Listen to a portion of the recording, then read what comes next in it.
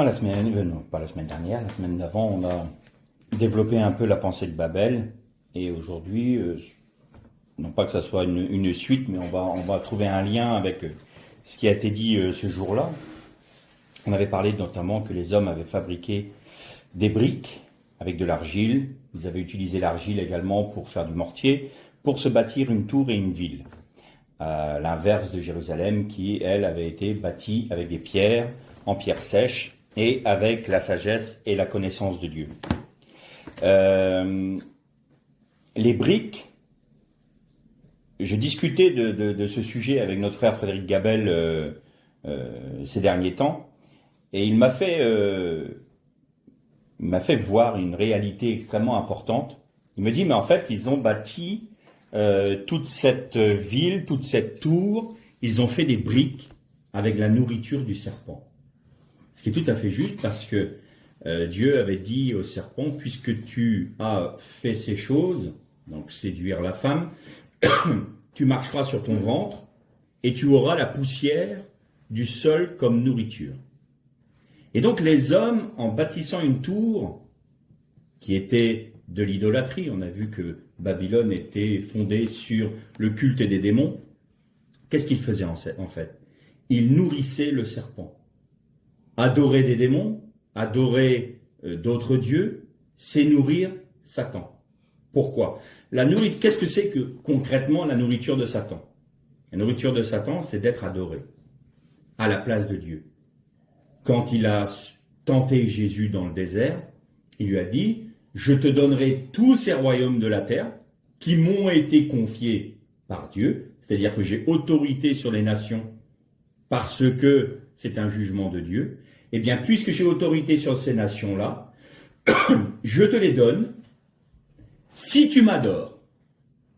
En d'autres termes, Satan disait à Jésus, ce qui te revient de droit, c'est-à-dire le règne sur la terre, en tant que Messie. Moi, je vais te l'offrir. Mais je vais te l'offrir sans que tu passes par le sacrifice, sans que tu passes par la croix, sans que tu passes par la souffrance. Tu comprends? Je vais te le donner, moi. Mais tu fais de moi un Dieu. Tu fais de moi le Dieu. Tu rejettes le Créateur. Et je te donnerai ce qui te revient de droit. Pas de problème. Tu veux la terre, je te la donne. Moi, ce que je veux, c'est être adoré. Et c'est toujours la même chose. Satan veut toujours être adoré. C'est sa nourriture. Et quand les hommes bâtissent une religion selon, entre guillemets, leurs pensées, mais qui les anime? C'est là qu'il faudrait se poser la question. Notre chair, quand nous vivons par la chair, nous vivons selon la semence de l'ennemi, de Satan, dans la femme. Alors, nous adorons, nous agissons selon notre père, Satan. L'humanité a été engendrée dans le péché. Son père spirituel, c'est Satan. Son créateur, c'est Dieu, mais il a choisi Satan. Donc, de ce fait, nous sommes enfants de Satan. C'est pour ça que Jésus pouvait dire à des religieux qui voulaient faire une religion selon leur pensée, selon leur cœur et selon la pensée de leur chair, il dit, vous êtes une race de vipères, race du serpent. Vous adorez votre père qui est un menteur. Et donc, Babylone est une institution humaine faite pour adorer Satan. Et quand nous retrouvons la grande Babylone, c'est quoi? C'est le dragon ancien qui veut être adoré par l'humanité. C'est toujours la même chose. En fin de compte, l'histoire de l'humanité est très simple. C'est toujours ce combat entre adorer Dieu ou adorer Satan. Alors évidemment, les époques changent, les décors changent, les hommes, les technologies des hommes changent et tout ça, et on a l'impression que l'histoire de l'humanité est très complexe avec les histoires de guerre, d'influence et tout ça. C'est toujours le même combat. Soit nous choisissons Dieu, soit nous choisissons Satan. Soit nous adorons notre Créateur, soit nous adorons notre Père qui a usurpé l'autorité de Dieu. C'est ça l'histoire de l'humanité. Elle se résume de manière très simple. Et tout ce que l'humanité a vécu dans ces laps de temps-là ne sont que les conséquences de ce combat spirituel qui est de choisir Dieu ou Satan. C'est tout. Et on avait trouvé aussi qu'il y avait un lien entre Babylone, Nimrod, et l'Égypte et Pharaon. Parce que si les hommes fabriquaient des briques pour se faire une religion à leur image et selon leurs pensées, par la séduction de Nimrod, par le charisme de Nimrod et par l'aura de Nimrod, à contrario, le peuple de Dieu qui était soumis au joug égyptien était obligé par Pharaon de fabriquer des briques. C'est toujours la même chose, c'est-à-dire que Nimrod c'était par la séduction, le Pharaon c'était par la dictature, mais c'était toujours le même résultat, faites des briques. Nous voulons réaliser une œuvre pour adorer notre père Satan. Et l'Égypte a apporté le comble, j'ai envie de dire, au péché de Nimrod, qui était de faire que le peuple choisi soit mis sous le joug de son Dieu, qui était Satan. Parce qu'on va me dire, oui, mais l'Égypte avait plusieurs dieux. Oui, il y a plusieurs démons aussi. La Babylone, c'était Babiline, c'est-à-dire la porte des dieux. Donc, que ce soit tel ou tel démon, tel ou tel autre, peu importe. C'est toujours le même Dieu qui est, même Dieu avec un petit d, qui est adoré, c'est Satan. Et donc, l'Égypte avait mis sous son joug le peuple de Dieu. Le peuple choisi, le peuple élu. Et ce peuple était mis sous un joug, donc démontrant que pendant la patience de Dieu, le juste peut être soumis au méchant, jusqu'à ce que les peuples iniques aient mis le comble à leur péché. Et ça paraît injuste. On en a déjà parlé il y a quelque temps. C'est que un peuple choisi, un peuple de Dieu, un peuple élu, un peuple à qui Dieu s'est révélé, qui a accepté de suivre l'Éternel, soit lui soumis aux méchants, parce que Dieu veut faire grâce aux méchants. Et ça, c'est le lot de tout véritable enfant de Dieu. Il va être soumis aux méchants. Aujourd'hui, on a des lois qui sont iniques, nous y sommes soumises. En quelque sorte, c'est ce que je disais la semaine dernière, on est obligé de faire des briques. On n'a pas le choix, c'est la loi, c'est comme ça. Sauf qu'on n'est pas obligé d'en faire plus. On n'est pas obligé d'adhérer à ce monde. On n'est pas obligé d'adhérer à Babylone. On peut très bien en sortir spirituellement, en sortir dans une certaine mesure physiquement aussi. On n'est pas obligé de participer à son péché. On n'est pas obligé de participer à sa pensée. On n'est pas obligé de participer à ses idées. On n'est pas obligé de participer à ses doctrines, à ses dogmes.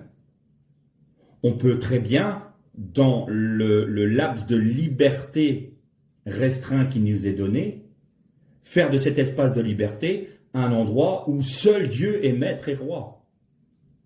Mais si nous acceptons la totalité de Babylone, parce que c'est comme ça, puis on ne peut pas faire autrement, puis quelque part, on aime bien recevoir la viande de Babylone, on aime bien recevoir le vin de Babylone, on aime bien profiter des plaisirs de Babylone. Alors là, on en fait notre ami. C'est ce que je disais la semaine dernière. Si on nous oblige à faire 10 briques, on n'est pas obligé d'en faire 12. Ça, c'est en faire 12, c'est en faire plus. Moi, je me trouve très bien là. On peut très bien se trouver très bien à Babylone, comme une grande partie du peuple du temps de Néhémie. On peut trouver très bien. Mais il y a un danger pour le peuple de Dieu. Et aujourd'hui, on va prendre la continuité. Donc, vous savez que Babylone, c'était 300 ans, grosso modo, après le déluge. Et là, on va arriver au point où Dieu s'est révélé à Abraham. Il s'est révélé à Yitzhak et il s'est révélé à Jacob. Et Jacob arrive en Égypte par le truchement de Joseph, qui lui avait été vendu par ses frères. Il y a eu un temps où l'Égypte a ouvert ses portes grandes au peuple d'Israël pour le délivrer de la famine. Et un autre pharaon est apparu, le premier étant mort, et celui-ci s'est dit, oh, attention, si ce peuple grandit encore, il peut très bien former une très grande armée dans notre sein, dans le sein même de notre empire, et se retourner contre nous. Alors nous allons le mettre sous un joug. En d'autres termes, c'est quoi? C'est nous reconnaissons qu'il est sorti un peuple de Babylone qui a choisi de ne pas adorer les démons, de ne pas fabriquer des briques, de ne pas nourrir le serpent. Et ce peuple est béni. Donc, dans un premier temps, on va accepter ce peuple-là. Pas de problème, il est petit. C'est 70 personnes qui sont arrivées en Égypte à l'époque de Jacob. En fait, c'était le même chiffre que le nombre des nations qui sont sorties de Babylone. 70 nations, 70 membres de la famille de Jacob. Ça voulait dire quoi? Ça veut dire que parmi les nations, il y avait une petite nation, une expression de l'ensemble des nations, mais choisie par Dieu. Vous voyez? 70. Et de ce fait, Pharaon a accepté que ce petit peuple arrive. Ça ne posait pas de problème. J'extrapole peut-être, mais peut-être qu'il avait entendu parler de la bénédiction d'Abraham, de Dieu à Abraham, qui avait dit « Celui qui te bénira, je le bénirai. Celui qui te maudira, je le maudirai. » Parce qu'il ne faut pas oublier qu'Abraham a été en Égypte aussi. Donc, toutes ces connaissances se disaient oralement et se répandaient tout à fait. Donc, allez savoir si Pharaon, à ce moment-là, n'a pas dit c'est d'Abraham, et je me rappelle que mon arrière-grand-père a connu Abraham, et il l'avait béni, donc on va bénir le peuple d'Israël. Très bien. Puis ensuite, oui, mais il croit, il grandit ce peuple. Et puis on commence à avoir peur, parce que nous, on ne veut pas être assimilés à Israël. On veut bien qu'Israël soit parmi nous. On veut bien que les Juifs, que les chrétiens soient parmi nous. Mais il ne faut pas qu'ils prennent le contrôle de notre destinée. Pourquoi? Parce que ça revient à dire que Babylone se détruit. Ça veut dire qu'on se remet sous le joug de l'Éternel. Et ça, nous, on n'en veut pas. Nous, on est les héritiers de Babylone. On est un empire qui est l'héritier de Babylone. Pourquoi? Parce que nous, on fabrique des briques. Nous, on fait notre empire avec des briques. Et alors, si ce peuple-là prend trop d'autorité sur notre pays, sur notre civilisation, alors on est obligé de réagir. Donc, on va les asservir. Et on va les obliger à pratiquer leur culte de telle manière ou de telle autre. Et puis, d'épouser nos idées, nos dieux. On va faire une pression sur eux pour qu'ils acceptent la pensée unique que nous mettons en place. Et ça, cette idée-là, est caractérisée par le fait que le peuple d'Israël fabriquait des briques. On les oblige à penser comme nous, on les oblige à agir comme nous, et on les oblige à parler comme nous. Aujourd'hui, on voit bien que le monde veut mettre son nez dans l'Église, veut dicter sa doctrine à l'Église. L'Église doit accepter ce que le monde lui dicte. On est de plus en plus comme ça. Alors on enjolive ça parce qu'il y a beaucoup de problèmes. Alors maintenant, les lois de la République sont au-dessus des lois de Dieu. Non, parce que la République, déjà, n'est pas la France, c'est un régime. Et avant, la France n'était pas que par des régimes républicains. Ils ont connu la royauté, ils ont connu les empires. Donc, la République, qui est assez récente, veut aujourd'hui dicter ses lois à une institution qui est multimillénaire. C'est quand même assez étrange. Quoi qu'il en soit, à partir du moment où le peuple de Dieu n'enfreint pas des lois qui ne sont pas iniques, j'entends bien, qui respectent les lois, qui respectent les institutions et qui respectent les responsables qui ont été mis à leur tête. Il n'y a aucune raison d'imposer à l'Église d'accepter en son sein des choses que Dieu réprouve. On peut parler de l'homosexualité, on peut parler des choses comme ça, où on voudrait aujourd'hui imposer à ce que l'Église accepte ces choses-là en nous traitant de non-conciliants ou de personnes qui sont intolérantes, parce qu'on accepte. Mais c'est un péché. Je répète encore une fois, ce n'est pas le pécheur qui est visé, ce n'est pas la personne homosexuelle.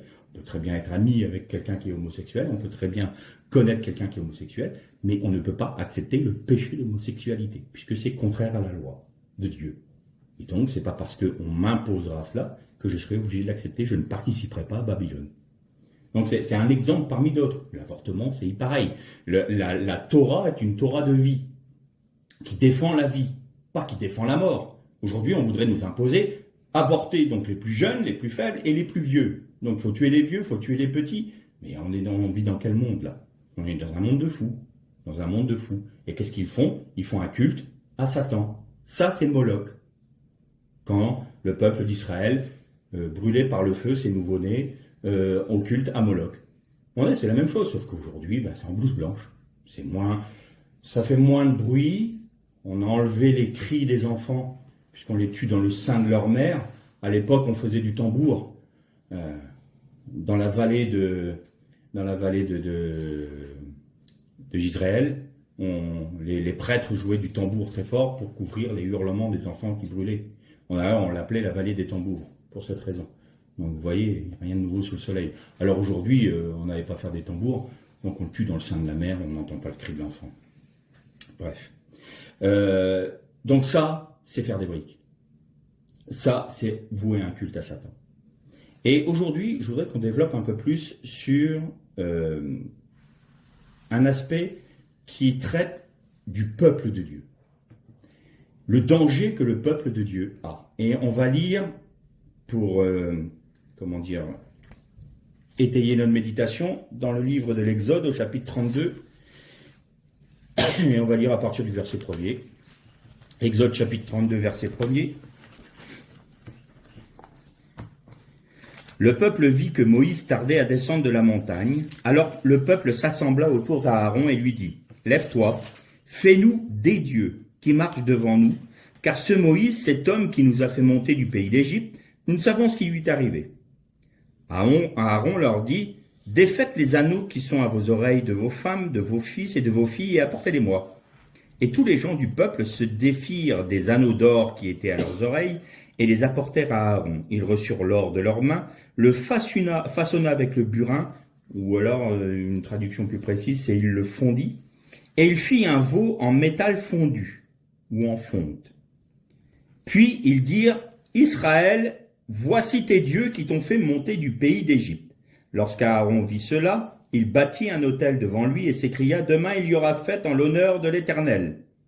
Le lendemain ils se levèrent de bon matin, ils offrirent des holocaustes et présentèrent les sacrifices de communion. Le peuple s'assit pour manger et pour boire, puis ils se levèrent pour se divertir. Voilà, c'est là notre lecture. Bon, tout le monde connaît ce passage-là, passage du veau d'or, dit du veau d'or, mais il y a beaucoup de leçons à apprendre. Premièrement, on sait une chose, quand le peuple d'Israël est sorti d'Égypte avec la puissance de l'Éternel qui a pratiqué sur le pays d'Égypte les 10 plaies, on sait par le chapitre 12, il me semble, de l'Exode, versets 37-38, qu'une multitude de nations sortit avec Israël. Et il est connu dans le monde juif, et d'ailleurs c'est la traduction exacte de ce terme hébreu, c'est Erev Rav, et les Erev Rav, c'est le peuple, une multitude de gens. Rav vient de arabe, qui est de mélange. Donc il y avait plusieurs nations, il n'y a pas que des Égyptiens, on pense que c'est des Égyptiens. Non, non, en Égypte il y avait plusieurs nations qui étaient représentées, il y avait de tout, il y avait des Égyptiens, il y avait des Africains de Numidie, il y avait plusieurs nations qui étaient représentées en Égypte, et ces gens-là, ce mélange hétéroclite-là, est sorti avec Israël. Et c'est ça très intéressant parce que déjà là, il y avait cette notion qu'en Israël, les nations allaient être délivrées de Babylone. Donc nous, les nations, nous étions déjà là avec Israël en sortant d'Égypte. On pourrait louer le Seigneur, nous aussi, pour la sortie d'Égypte. Parce qu'on était représentativement avec ce peuple, le fameux Erev Rav. Sauf que les sages d'Israël disent, vous savez, que ceux qui ont demandé à Aaron de faire le veau, dit d'or, mais vous verrez que ce n'est pas un veau d'or, c'est le fameux Erev Rav, c'est ces populations-là qui lui ont demandé. Et le péché d'Israël, alors Israël en tant que descendant génétiquement, j'ai envie de dire d'Abraham, on laissait faire. Et ça, je veux bien le croire. Parce que ces populations-là, ils étaient habitués à adorer des dieux. C'était par définition des païens. Et vous allez voir que c'est important, parce que c'est pas pour rien que c'était un veau. Parce qu'il y avait un dieu égyptien qui était un veau. Et il s'appelait Apis. Et vous allez voir que, on en reparlera un peu plus loin dans la méditation, mais c'est extrêmement intéressant de voir les similitudes qu'il va y avoir là. Mais il faut qu'on développe un peu le premier thème avant. Donc, que demande Aaron au peuple qui lui dit « Fais-nous un Dieu » parce que Moïse tarde à rentrer. Ça se trouve, il est mort sur la montagne. Les sages d'Israël enseignent que puisqu'ils ont commencé à compter le nombre de jours quand Moïse quitta le camp, parce qu'il avait dit « Je reviendrai le 40e jour avant midi ». Et comme ils ont commencé à compter au partir du moment où il a quitté le camp, et non pas quand il est arrivé sur la montagne, eh bien Moïse a tardé à leurs yeux. Et il avait dit qu'il rentrerait le 40e jour à midi, or, il n'est plus l'heure. Et ils disent que le serpent ancien est venu susurrer à leurs oreilles en disant « Il est mort sur la montagne, ne l'attendez pas. Cet homme-là vous a sorti d'Égypte, mais il n'est plus là. Alors adorez Dieu, faites-vous votre Dieu. » Voilà ce que disent les sages d'Israël. Et ça me paraît assez logique quand on voit cet homme qui nous a fait sortir. Cet homme qui nous a fait sortir. Comme si c'était tout d'un coup un inconnu. Moïse qui les a guidés à travers la mer Rouge. Moïse qui les a guidés dans tout ce cheminement-là jusqu'au Sinaï. Moïse qui a dit, maintenant je vais aller recevoir la loi de Dieu pour vous, c'est-à-dire c'est le signe de l'alliance.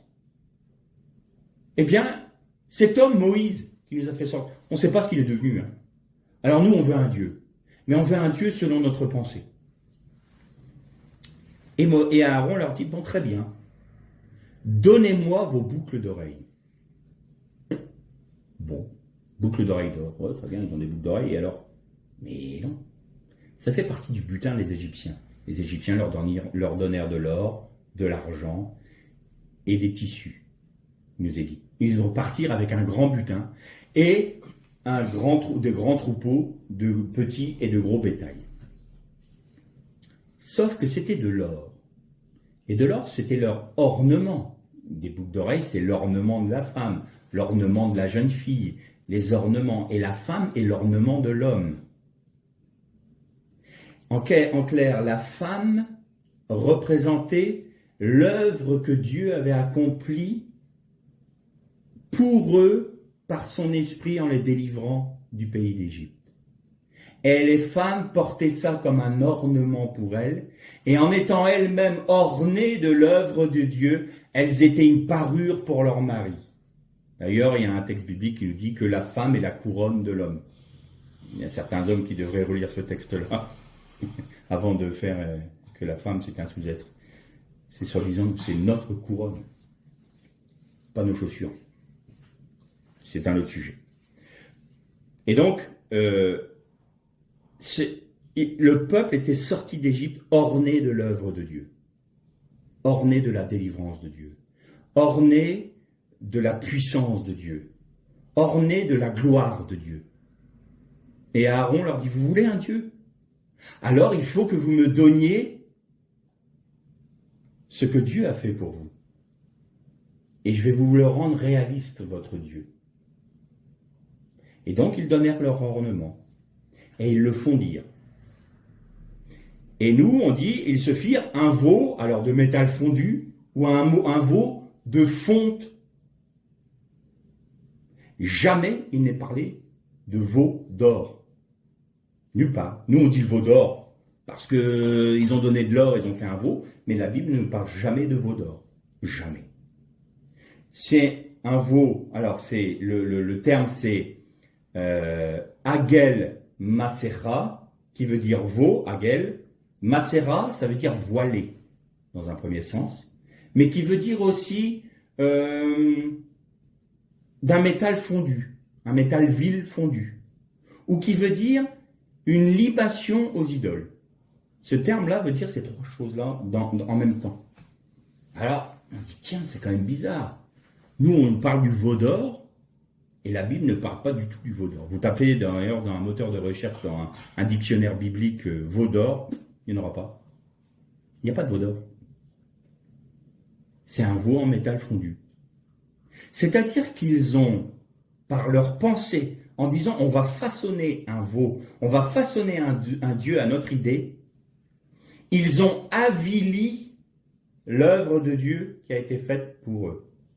D'un métal précieux, ils en ont fait un métal vil.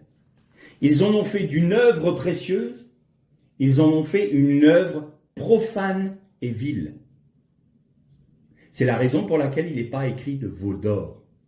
Le veau que vous avez fait, c'est un veau de métal vil. Un veau en fonte, un veau en métal fondu. Et parce que vous l'êtes façonné à votre idée. Mais votre idée, elle parlait de quoi? Alors on va revenir sur le fameux dieu Apis. Apis était un veau, un dieu à tête de veau. Alors il avait un corps humain, sauf que dans les premiers temps, c'était exactement la même image que le veau d'Israël. C'était un veau. Et il était le fils de Ptah. Ptah qui était le créateur. Et il avait pour une mère, c'était une génisse. Et donc les Égyptiens devaient trouver un veau qui avait des particularités. Alors il devait être de poils noirs, des poils fourchus, il devait avoir un triangle delta sur le front dessiné pour être le symbole du dieu Apis. Enfin, il cherchait dans tout le royaume, dans tout l'empire égyptien, un veau qui correspondait à ces critères-là. Et la génisse, il est dit qu'elle était ensemencée par l'éclair de Ptah, par la puissance de Ptah. Et quand elle était vénérée, on l'appelait la mère de Dieu. Toute ressemblance avec un culte actuel serait vraiment fortuite, n'est-ce pas? Et c'est un veau d'or, un veau de métal fondu qu'Israël a voulu se faire. Déjà là, le dieu Apis était une représentation du Messie, dévié, dévoilé. On avait parlé de quoi déjà de Babel? Que Babel c'était une ville, une épouse et un Messie, Nimrod. Eh bien on retrouve cette même pensée en Égypte, avec Apis, le fils du Créateur, la mère de Dieu. Elle a été ensemencée miraculeusement par l'éclair du dieu Ptah. Et elle est vénérée comme étant la mère de Dieu. Il y a une idolâtrie, c'est-à-dire que dans ce qui va se produire dans les années plus tard, les centaines d'années plus tard, avec les naissances du Messie, c'était déjà là, en germe, l'idolâtrie qui aujourd'hui se fait jour, et vous allez comprendre, était déjà en germe là, la mère de Dieu, un Dieu à notre image, un veau, notre Dieu. C'est lui l'Éternel. Nous avons décidé que c'était lui l'Éternel. On n'attend pas que l'Éternel se révèle à nous, ça ne nous intéresse pas.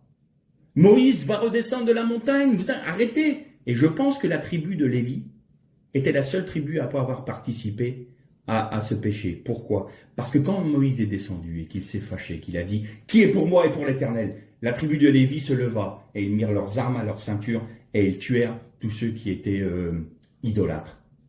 La tribu de Lévi ne s'est pas mélangée avec le reste du peuple. Et elle a été aussi l'instrument du châtiment de Dieu pour Israël. Et ils ne voulaient pas attendre. Et ça se trouve, les Lévites disaient, mais qu'est-ce que vous êtes en train de faire? Arrêtez! Il nous faut attendre Moïse qui va redescendre pour nous apporter le texte de l'alliance de mariage que l'Éternel va faire avec nous, Israël, en tant que peuple. On ne peut pas, nous, dire que le Dieu qui nous a sortis d'Égypte, il est issu de nos pensées. Nous devons attendre qu'il se révèle à nous. Non, on ne veut pas.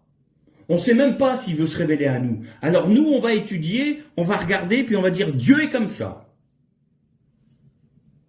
Et immanquablement, le Erev Rav, c'est-à-dire le peuple mélangé qui s'est associé à Israël pour sortir d'Égypte, ils sont retournus dans ce qu'ils connaissaient, c'est-à-dire dans l'idolâtrie. Logique. Logique. Donc on va faire un Dieu. Et quand Aaron va expliquer à Moïse, écoute, moi le peuple il m'a demandé un Dieu, tu revenais pas, alors moi je leur ai demandé leur boucle d'oreille, leur ornement, je les ai jetés dans le feu, et il en est sorti un veau. Comme si, il en est sorti ça, moi j'y suis pour rien. Mais Aaron, t'aurais dû être le premier à te lever contre cette ineptie, contre ce grave péché, cette idolâtrie, t'aurais dû être le premier à dire, mais ça va pas, non? Et toi t'as participé à ça. Et nous, dans les églises aujourd'hui, on participe à quoi? C'est le Dieu de la révélation que l'on sert, ou c'est le Dieu que nous nous sommes formés? Est-ce que nous sommes repartis à Babylone? Est-ce que c'est le veau Apis que nous adorons? Le Seigneur veut se révéler, il nous demande d'obéir à sa parole. Non, ça nous intéresse pas. Moi, vous savez, dans la Bible, j'en prends et j'en laisse parce que, moi, ma vie, je la veux comme ça. Moi, dans l'église, on peut prendre des choses du monde. On peut prendre des choses de l'Égypte, c'est pas un problème. L'essentiel, c'est que Dieu soit adoré. Regardez le Dieu que nous sommes fait, le veau d'or, là. Vous voyez, cette grande stèle-là, on l'adore tous les dimanches matin. On vient l'adorer tous les dimanches matin. Et puis on la regarde, mais vous n'obéissez pas à la parole de Dieu, là. Ah, mais ça, c'était pour les temps anciens, ça. C'est pas pour nous, ça. Ça, c'était pour les chrétiens des premiers siècles. Alors là, je vous raconte pas des cracks, parce que j'ai été moi-même pris dans une discussion avec un frère pasteur qui me défendait ces thèses-là, que les livres des actes, c'était pour les livres des actes, les églises primitives, c'était les églises primitives, et que tout ça, c'était plus pour nous. Donc il restait plus que la couverture à sa Bible. Donc ça commençait à poser un problème, quoi. Donc, c'est pas pour nous, tout ça. On peut se faire le Dieu que l'on veut. L'essentiel, c'est que des gens croient en Dieu. Ah oui, mais croient en quel Dieu? En votre veau d'or? Votre veau de fonte? Ou alors l'Éternel qui se révèle par sa parole? Est-ce que vous êtes prêts à obéir à toute sa parole? Est-ce que vous êtes prêts à reconnaître le Dieu d'Israël comme étant votre Dieu en Jésus-Christ? Ah non, ça c'est pas le peuple d'Israël. Israël n'a rien à voir là-dedans. Nous, c'est Jésus-Christ. Eh bien, vous allez voir que dans le texte hébraïque, il y a une révélation terrible. Agel Masera veut dire le veau voilé. Agel, c'est pas pour rien. Quelle est la lettre de l'alphabet hébraïque qui représente Dieu? C'est le Aleph. Pourquoi le Aleph? Parce que c'est la première lettre. Sa valeur numérique est de 1 et le Dieu est un Dieu unique. Donc, Aleph est toujours, dans toute la pensée juive, représentative du Dieu créateur, de Dieu l'Éternel. Et le symbole proto-sinaïque du Aleph, c'était une tête de bovin. Tête de bovin. Sauf que là, il nous est parlé d'un bovin, Agel, un veau masqué, voilé. Agel Masera. En faisant ce péché, le peuple d'Israël s'est mis un voile sur les yeux. C'est-à-dire que, à partir du moment où ils ont accepté ce péché, l'Éternel leur a été voilé. Et toute la révélation du Messie leur a été voilée. Et si nous prenons, on va lire ce texte-là, et c'est très important, dans la deuxième épître aux Corinthiens, l'apôtre Paul dit, donc 2 Corinthiens, on peut lire à partir du verset 12. Ayant donc une telle espérance, nous usons d'une grande liberté, liberté en Jésus-Christ. Nous ne faisons pas comme Moïse, qui mettait un voile sur son visage pour que les fils d'Israël ne fixent pas les regards sur la fin de ce qui était passager. Mais ils se sont endurcis dans leurs pensées, car jusqu'à ce jour, quand ils font la lecture de l'Ancien Testament, ça c'est encore une mauvaise traduction, des Écritures, ou alors quand ils font la lecture de Moïse, c'est plus juste ça. Le même voile demeure. Il n'est pas enlevé parce qu'il ne disparaît qu'en Christ. Jusqu'à ce jour, quand on lit Moïse, il y a un voile sur leur cœur. Mais lorsqu'on se tourne vers le Seigneur, le voile est enlevé. Or, le Seigneur, c'est l'Esprit, et là où est l'Esprit du Seigneur, là est la liberté. Nous tous, qui le visage dévoilé, reflétons comme un miroir la gloire du Seigneur, nous sommes transformés en la même image de gloire en gloire, comme par le Seigneur l'Esprit. L'apôtre Paul est en train de nous faire réaliser là que le voile qui est sur les yeux d'Israël pour ne pas reconnaître le Messie et ne pas comprendre que cette loi-là qu'ils allaient recevoir, cette Torah qu'ils allaient recevoir de Moïse, c'était quelque chose qui allait prendre un but, qui allait avoir son but en Jésus-Christ. Mais ils ne peuvent pas le reconnaître parce qu'ils ont accepté le veau d'or. Le voile d'Israël, que l'on connaît tous, on dit qu'Israël ne reconnaît pas le Messie, vient du veau d'or. Et il est dit, Paul plus loin dit, et lorsqu'Israël se convertira au Christ, c'est-à-dire reconnaîtra Jésus comme étant le Messie qu'ils attendaient, alors le voile leur sera ôté. Parce qu'en Jésus-Christ, le voile est ôté. Mais c'est la punition de Dieu pour Israël. Ils ont le cœur voilé. Et quand ils lisent tous les samedis les parachutes de la Torah, qu'ils lisent les prophètes, qu'ils lisent les psaumes, ils vont très loin dans leur connaissance de la Torah. Mais ils demeurent un voile. C'est terrible. Et souvent, dans mes recherches et dans toutes les fois où j'écoute des rabbins apporter des enseignements sur la Torah, je suis là, je dis, mais allez, on franchit le pas. Tout ce que tu es en train de dire là, mais il y a la signification en Christ, tout est... Et puis ça s'arrête là. Alors on dit, alors pour avoir ça, le salut, pour avoir droit au Olam Haba, vous devez faire tant de mitzvot. Parce que si vous faites cette mitzvot là, alors ça compte double pour ça. Et en fait, ils sont voilés. On voit, on reconnaît le voile sur leurs yeux. Alors là, on va se dire, heureusement qu'on est des nations, parce que nous, on a reconnu Jésus, hein. Tant mieux, hein. On est vraiment des rois du pétrole, nous, hein. Attendez, laissez-moi finir, parce que maintenant, on va s'occuper de nous. Donc ça, c'est pour Israël. Ils sont voilés à cause du péché. Mais qui a demandé à faire le veau? Les nations. Erev, Rav. Bien. Eh bien, on va s'occuper de nous maintenant. Que dit le texte?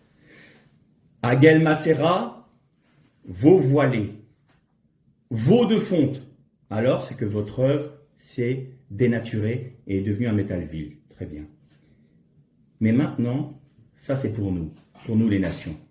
C'est une libation aux idoles. Enfin, une libation aux idoles, je ne vois pas de quoi tu parles, Philippe. Une libation aux idoles, on n'est pas en train de faire des libations aux idoles. Un jour, un rabbin, il n'était pas encore rabbin, il était juif, et je vous ai raconté cette histoire-là. Il faisait la prière de Rosh Hashanah, et dans la prière de Rosh Hashanah, il y a « Nous te bénissons pour Moïse, nous te bénissons pour Abraham, nos pères, Yitzhak, Jacob, et nous te bénissons pour Yeshua ». Puis lui, tous les ans, il faisait cette prière-là de Rosh Hashanah, nous te bénissons pour nos pères Abraham, Yitzhak et Jacob, nous te bénissons pour Moshe, Rabbinou, c'est-à-dire Moïse, notre maître, et nous te bénissons pour Yeshua. Puis un jour, Yeshua. Mais Yeshua, il dit, mais Yeshua, nous te bénissons pour quelqu'un qui a existé. Donc il va voir ses rabbins.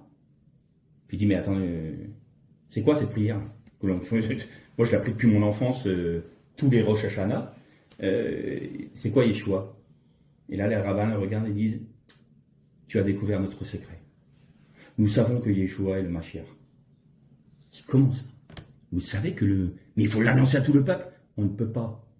Ils disent, on ne peut pas. Il dit, mais pourquoi vous ne pouvez? À cause de ce que les Occidentaux en ont fait. À cause de ce que les Occidentaux en ont fait. Sous-entendu, ils se sont fait un Messie à leur image selon leur pensée. Ils en ont fait une idole. Ils en ont fait le Fils de Dieu et on vénère la mère de Dieu. Et ce rabbin, ce juif-là, il a dit, moi je suis pas d'accord. On doit l'annoncer à notre peuple. Et il est parti en Israël. Il a été s'installer dans le milieu du désert. Il a fait une yeshiva, c'est-à-dire une école, et une synagogue. Et sur le voile, il y a un voile qui recouvre le rouleau de la Torah. Toujours il y a une petite armoire avec un voile dessus, souvent très joliment orné d'ailleurs. Et on ouvre, c'est toute une cérémonie pour prendre la Torah. Vous devez prendre ce qu'on appelle le Sefer Torah, le rouleau de la Torah, le porter du côté droit, faire des pas de danse avec et l'amener dans la Teva, c'est-à-dire sur l'estrade, pour pouvoir faire la lecture. Celui qui porte la Torah, c'est un grand honneur, ils viennent l'embrasser, parce qu'ils honorent la Torah, et quand il va vers la Teva, il monte à la Torah. Il y a tout, ça se fait pas, on prend un livre, on le pose, allez, on va lire la parole. Non. Il y a toute une cérémonie parce que la Torah, c'est quelque chose de précieux et de très sacré. Donc ça se fait pas n'importe comment de prendre le livre. Et donc, sur le voile qui recouvre cette armoire-là, il avait carrément mis Yeshua HaMashiach. Donc il annonçait la couleur. Et des juifs orthodoxes venaient le voir de nuit, ça nous rappelle Nicodème, pour savoir, qu'est-ce que tu nous racontes là sur Yeshua? Alors il y avait ceux qui étaient contre, et puis qui luttaient contre lui. Alors ils disaient, moi je ne rentrerai pas dans les discussions, parce que voilà. Mais il y en avait beaucoup qui étaient très intéressants. Et beaucoup de rabbins croient en Yeshua. Seulement, il y a un drame. On avait parlé de ça il y a quelque temps. Nous avons occidentalisé le Christ. Nous avons paganisé le Messie. Nous en avons fait, c'est le petit Jésus. Le petit Jésus qui est tout gentil, tout mignon, tout... Non, c'est le roi de gloire, c'est le roi d'Israël, c'est le Messie d'Israël. Non, Jésus était un juif, mais il a renié sa judaïté parce qu'en mourant sur la croix, il est devenu un Messie universel. Ça, c'est des pasteurs qui ont dit ça. Alors, mes frères, je veux bien, d'accord. Montrez-moi le texte qui dit ça, dans la Torah, ou dans les évangiles, que Jésus est devenu un Messie universel. Non. Moi, quand il va revenir pour délivrer Israël des attaques des nations, je l'ai déjà dit, il ne va pas revenir sur la butte Montmartre. Il ne va pas revenir sur les montagnes rocheuses d'Amérique. Il ne va pas revenir dans les steppes russes, pardon. Donc, je fais attention maintenant, parce que avec le conflit qu'il y a, on est vite catalogué. Donc on va faire attention. Je ne vais pas prendre parti, je ne veux pas avoir des pierres, qu'on me jette des pierres. Il ne va pas revenir au Danemark. Il va revenir où? Il va revenir sur la montagne des Oliviers. C'est en Israël. Et il va régner sur qui? Sur Israël. Et il va prendre le trône de qui? Et je sais que je dérange des gens. De David, son père.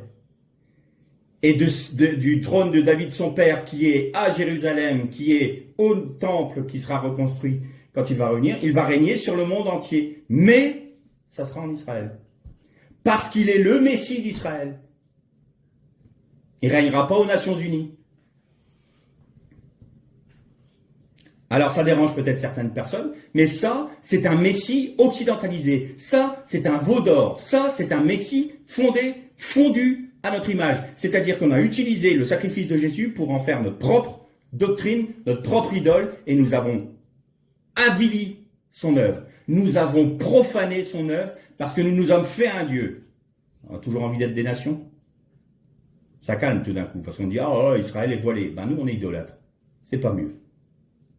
Et quand vous prenez Éphraïm, qui est le tribu du Nord, le royaume du Nord, donc les 10 tribus d'Israël, dans le judaïsme, elles sont associées à cet Israël qui va être réuni, mais qui va être avec elle en son sein les nations. Donc la tribu d'Éphraïm et la tribu des nations. qui est rajouté à Israël pour être au bénéfice des promesses d'Israël. Oui, on y revient encore. Hein. C'est pas la France, ni les États-Unis, ni le Royaume-Uni qui va diriger toute chose. C'est bien Israël. C'est lui qui a été choisi, pas nous. Nous sommes rattachés aux promesses d'Israël. Eh bien, Jéroboam Ier, qui était un idolâtre, qui était le roi d'Israël, donc qui s'était séparé de Juda, qu'est-ce qu'il avait fait au sud, à Dan et à Bethel, au nord et au sud de son royaume? Il avait fait fondre 2 veaux d'or. 2 veaux d'or, au sud et au nord de son royaume. Voilà notre Dieu. Et les nations disent, voilà Jésus-Christ, voilà celui que vous devez croire. C'est un Messie qui est à nous. Il a été retiré aux Juifs. Il est maintenant à nous. Et c'est à notre image que nous le faisons. Nous disons que Jésus, c'est comme ça qu'il est. Et puis non, il n'est pas juif. Maintenant, c'est un homme comme nous. Il est pour nous. Et donc, on a le droit de rejeter Israël. On a le droit de dire que Jésus, c'est un Messie universel. C'est une idolâtrie. Ça, c'est le veau d'or. Donc, vous avez Israël qui a péché en faisant le veau d'or, en acceptant que le veau d'or soit fait. Et Aaron l'a fait. Et donc, ses yeux ont été voilés, son cœur a été voilé concernant l'Éternel. Et les nations qui ont participé et ont demandé à ce que le veau d'or soit fait, eh bien, eux ont fait une libation à Apis, aux idoles. C'est-à-dire qu'on a utilisé l'œuvre de Dieu pour en faire une idolâtrie. Nous avons notre Dieu qui est le Fils du Créateur et qui a pour mère la mère de Dieu. Pas besoin d'aller plus loin, vous avez tout compris. Hein. Maintenant, on va finir avec un autre passage, on va quitter le veau d'or. Donc vous voyez que le veau d'or, c'est ramener dans le peuple de Dieu ce qui vient de l'Égypte. Ce qui vient de l'Égypte. Qui est une des entités de la Babylone, de la grande Babylone. D'accord? Égypte et Pharaon, Nimrod, même combat, j'ai envie de dire. Donc là, le veau d'or, c'est l'expression de ce que l'on a fait en Égypte en faisant des briques. Maintenant, on va lire un autre passage dans Josué, au chapitre 7, et on va lire à partir du verset 19.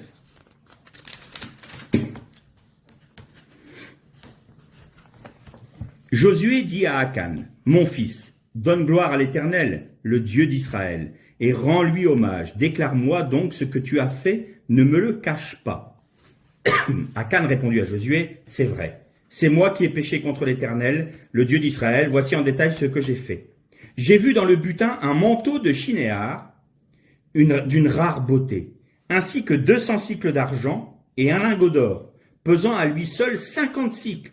J'en ai eu envie et je les ai pris. Ils sont maintenant cachés en terre, à l'intérieur de ma tente, l'argent par-dessous. » Josué envoyait des gens qui courirent à la tente, c'était bien caché dans sa tente, l'argent par-dessous. Ils enlevèrent le tout de l'intérieur de la tente et l'apportèrent à Josué et à tous les Israélites, et les versèrent devant l'Éternel. Josué prit Akan, fils de Zéra, ainsi que l'argent, le manteau et le lingot, ses fils, ses filles, ses bœufs, ses ânes, son petit bétail, sa tente et tout ce qui lui appartenait. Tout Israël se mit avec Josué, et ils les firent monter dans la vallée d'Accor. Josué dit, « Combien tu nous as rendus exécrables! L'Éternel te rend exécrable en ce jour. » Tout Israël lui jeta des pierres, on les brûla et on les lapida. On dressa sur lui le grand tas de pierres toujours existant, et l'Éternel revint de son ardente colère. C'est ainsi que cet endroit porte jusqu'à aujourd'hui le nom de la vallée d'Accor. Qu'est-ce qui s'est passé dans cet événement? Bataille de Jéricho. L'Éternel a dit, vous vouerez par interdit toute la population, vous détruirez tout le bétail, vous ne garderez rien, vous brûlerez tout parce que c'est l'iniquité, c'est les pays cananéens. C'est-à-dire que là, ils ont mis le comble à leur péché, c'est la destruction. Vous pourrez juste garder l'argent, l'or, le fer et le bronze que vous mettrez dans le trésor du temple. Donc c'était les choses qu'ils avaient le droit de garder pour le trésor du temple. Alors on se dit, bon, Akan, voilà, il a vu de l'or, il a vu de l'argent, il dit, moi je le prends pour moi, ni vu ni connu, je t'embrouille. Bon, après tout, c'est pas un si grand péché que ça, quand même. Bon, évidemment, il n'a pas versé au trésor du temple. Alors ça, c'est pas bien. Mais de là à le lapider, le brûler et faire un monceau de pierre dessus pour qu'on se rappelle du péché d'Akan, c'est qu'il y a quelque chose de plus profond derrière tout ça. Pourquoi un tel jugement? Pourquoi une telle exécution de jugement? Ça paraît étonnant. Alors évidemment, il a pris un manteau. Tout devait être détruit par le feu. Le manteau, il l'a pris aussi. Mais alors, est-ce que ça justifie un manteau? Est-ce que ça justifie que l'on le lapide de cette manière-là? Bien. Israël avait avec eux le Mishkan, c'est-à-dire le tabernacle. Quels étaient les fondements du tabernacle? Les fondations du tabernacle. C'était des socles d'argent. Et tout l'intérieur du tabernacle était recouvert d'or. Et au-dessus du tabernacle, il y avait 4 couvertures faites de peaux de blaireau, de peaux de chèvre, de peaux de bouc, pour démontrer parce que le Mishkan est une représentation du Messie, et donc c'était pour démontrer l'humilité du Messie dans la chair, alors qu'il portait en son sein tous les trésors de l'œuvre de Dieu. L'argent, c'était le rachat. Donc, l'œuvre du Christ a pour fondement le rachat de nos péchés. Ensuite, toute l'œuvre d'obéissance qu'il a accomplie, c'est l'or, c'est l'œuvre de Dieu. Et il était voilé à ceux, aux sages et aux intelligents, par ces fameuses peaux qui n'avaient pas de valeur particulière. C'était notre chair, le corps qu'il avait. Bien. Donc c'était le tabernacle, c'était le temple, c'était le temple de Dieu. Et qu'est-ce qu'il a fait à Cannes? Il a fait comme en Égypte. Il a pris de l'or, de l'argent. Mais qu'est-ce qu'il en a fait? Eh bien, il a reproduit Babylone. Vous avez trouvé bizarre. Vous avez noté? J'ai mis l'or, le manteau et l'argent en dessous. Et une deuxième fois, le texte nous dit, et les serviteurs virent le butin et l'argent en dessous. 2 fois. Quand vous avez une expression comme ça 2 fois dans la Torah, moi j'ai commencé à avoir mes antennes qui ressortent. Dire, mais comment ça se fait? Pourquoi l'argent en dessous? Ça veut dire quoi? Ça veut dire que Akan faisait pour lui-même son propre Mishkan, son propre tabernacle, avec, toutes les apparences du véritable tabernacle, toutes les apparences de la véritable religion, j'ai envie de dire, du véritable christianisme en Jésus-Christ. C'est le rachat. Regardez, j'ai de l'argent en dessous. Et puis c'est l'or qui est dessus. Mais c'est quoi les peaux qu'il recouvert? C'est le manteau de Shinéar. Manteau de Shinéar. Ça ne vous rappelle pas quelque chose, Shinéar? Où est-ce qu'a été bâtie la tour de Babel? Dans la vallée de Shinéar. Et qu'est-ce que ça voulait dire en fait? Où est-ce qu'ils l'ont trouvé? Dans le milieu de la tente d'Akan, mais enterré. Ah bon, c'est important que ça soit enterré? Mais évidemment que c'est important que ça soit enterré. Il aurait pu le mettre sous d'autres pots, caché dans sa tente, il aurait pu le cacher ailleurs. Non, il l'a enterré au milieu de sa tente. Il a refait Babylone pour sa propre vie, et ainsi il est devenu exécrable aux yeux de l'Éternel, parce qu'il a introduit dans le peuple de Dieu un culte idolâtre qui ressemblait au culte de l'Éternel, mais qui était une œuvre de Babylone, Shinéar, et qui était placée dans la nourriture du serpent. Enterré. Il était mis dans une terre maudite. Il était mis dans de l'argile. Il était enterré. Il était enterré dans la nourriture du serpent. Et en le mettant comme ça, il couvrait cette réalité-là. Il disait, ah non, moi je suis toujours un chrétien. Moi je suis toujours un chrétien. Je crois en Jésus. Mais je crois en ce Jésus-là. Moi je crois en Dieu, mais je crois en ce Dieu-là. Qu'est-ce qu'il a fait, Akan? Il a reproduit la tour de Babel en passant par le veau d'or pour l'introduire dans sa propre maison en disant « Je le cache, mais je vais vivre selon ses ordonnances ». Et je vais donc gangréner le peuple par ça. Parce qu'il ne faut pas rêver. Quand on commence à faire une religion, ou du moins quand on commence à être dans l'idolâtrie, on en parle aux autres. Mais tu crois, tu sais la parole qui dit ça? T'en es sûr? Moi, je ne le comprends pas comme ça. Dieu a-t-il réellement dit? Vous n'entendez pas le sifflement du serpent là? Dieu a-t-il réellement dit? Non, moi je pense qu'on peut interpréter la parole différemment. Honnêtement. Dire qu'on ne peut pas divorcer, que l'homosexualité, l'essentiel c'est qu'on s'aime. Hein. Dieu est amour.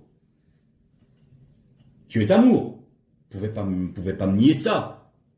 Comment pourrait-il condamner le pécheur? Ben non, puisqu'il est amour. Il ne condamnera pas. Puisqu'il est amour, puis on commence un peu à dévier, on commence à se faire une idée de Dieu. On commence à se façonner notre petit veau là, il va être tout mignon, tout joli. Puis après, on va faire un autel, et puis on va sacrifier. Nous allons avoir notre Hagel Masecha, notre libation à notre idole. Et puis ça va être bien enterré dans quoi? Dans la nourriture du serpent. Parce qu'en fin de compte, on va adorer le serpent. Voilà le danger du peuple de Dieu aujourd'hui. Le retour à Babylone, quand on parlait de ça la dernière fois, retourner à Babylone quand on veut faire une religion à notre pensée, quand on refuse que Dieu agisse pour se révéler à nous tel qu'il est, par sa parole, et que nous obéissions à ses commandements de manière à vivre selon sa vie, à vivre selon ses ordonnances. Eh bien, quand on commence à dévier, on commence à aller vers Babylone. Et quand on va vers Babylone, on va automatiquement se faire un veau d'or. Et si on se fait un veau d'or, c'est qu'on va prendre de l'or, c'est qu'on va prendre de l'argent. On va faire comme si c'était une religion vraiment selon le cœur de Dieu, mais ça sera Shinéar qui recouvrira cette œuvre-là. Et cette œuvre-là sera une libation pour le serpent. C'est la raison pour laquelle Akan a été si sévèrement puni, si sévèrement jugé, et que la sentence a été aussi dure. C'est parce qu'il réintroduisait le culte de Babylone, le culte de l'Égypte, le culte caché du serpent ancien au sein même du peuple d'Israël. Et c'est la raison pour laquelle, quand Israël a été lutté contre Haï, la toute petite ville de Haï, où les espions sont allés, parce que Josué a envoyé des espions, et on dit, attendez, c'est pas la peine que toute l'armée y aille, c'est une toute petite ville, il y a une toute petite garnison, on envoie une partie de l'armée, ça suffira, l'Éternel est avec nous. Et ils prennent une dégelée, et ils ne comprennent pas pourquoi. Et l'Éternel dit, parce qu'Israël a péché contre moi, je ne suis pas devant vous dans les combats. Josué a déchiré ses vêtements, mais qu'est-ce qui s'est passé? Qu'est-ce qu'il y a eu? Akan, fils de Zébra, il a profané mon nom. Comment ça? Qu'est-ce qu'il a fait? Alors Josué a été voir Akan, et là, nous avons lu le passage. Qu'as-tu fait mon fils? Qu'as-tu fait mon enfant? Qu'est-ce qu'il y a eu?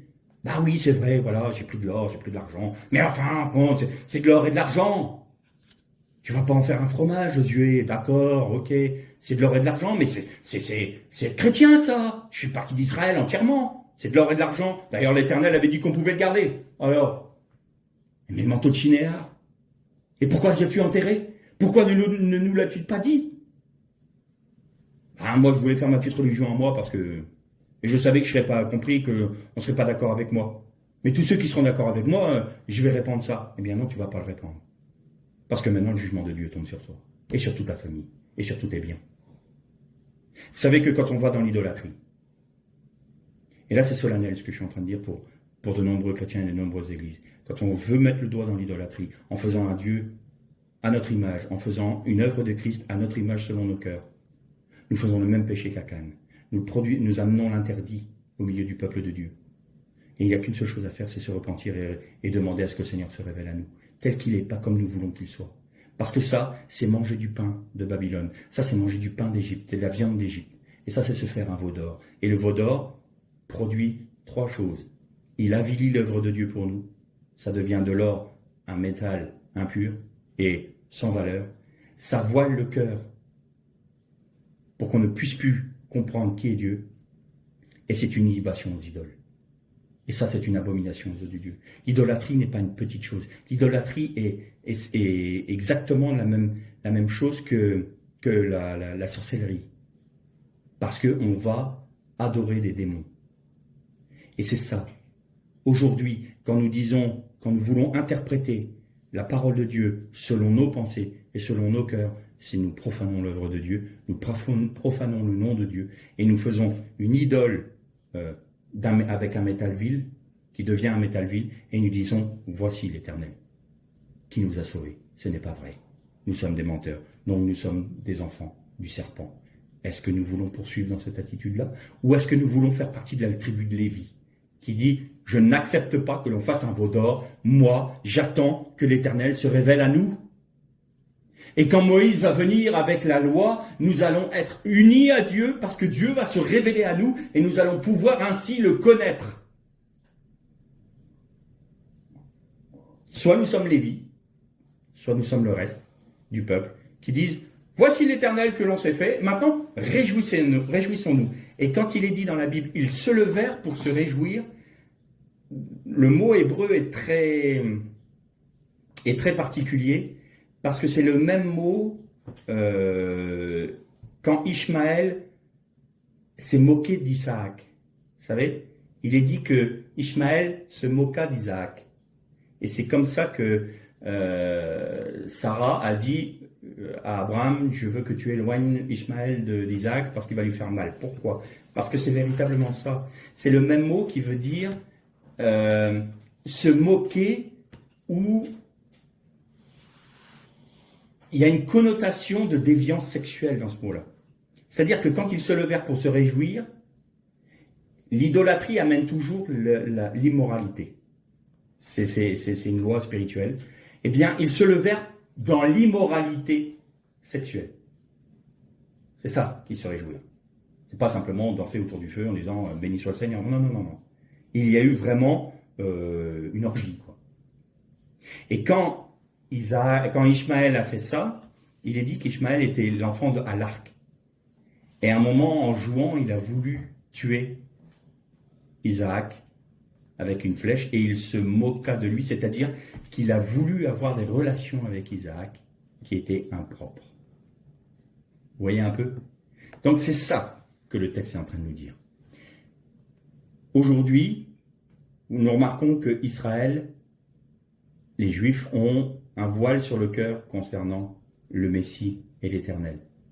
Mais on est obligé aussi de constater que le Messie occidental, qui nie la judaïté du Messie, qui nie le fait qu'il est le roi d'Israël, qui